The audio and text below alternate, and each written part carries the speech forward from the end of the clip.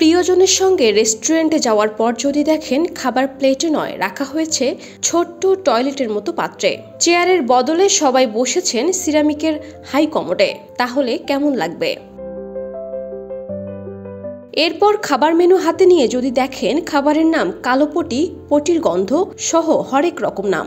অদ্ভুত শোনালেও লস অ্যাঞ্জেলেসে রয়েছে magic restroom cafe নামে এমনই এক রেস্তোরাঁ, যেখানে টয়লেট আকৃতির চেয়ারে বসে খাওয়া হয় টয়লেট আকৃতির প্লেটে। এমনকি যারা রেস্ট করছেন তারাও বসে আছে টয়লেটের মতো হাই কমোডে। এই ব্যতিক্রমী রেস্তোরাঁর ধারণা এসেছে তাইওয়ান থেকে। সেখানে মডার্ন টয়লেট নামে এমন একটি রেস্তোরাঁ বেশ জনপ্রিয়। সেখান থেকে এই অদ্ভুত ধারণা আমেরিকায় আসে। তবে পরিবেশনার জন্যই এই রেস্তোরাঁ এত আলোচিত। প্রথম থেকেই কৌতূহল, মজার অনুভূতি আর চমক দিয়ে ভরা এই রেস্তোরাঁ, যেখানে একবার গেলেই মনে হবে এটা তো আসলে একটা অন্যরকম অভিজ্ঞতা।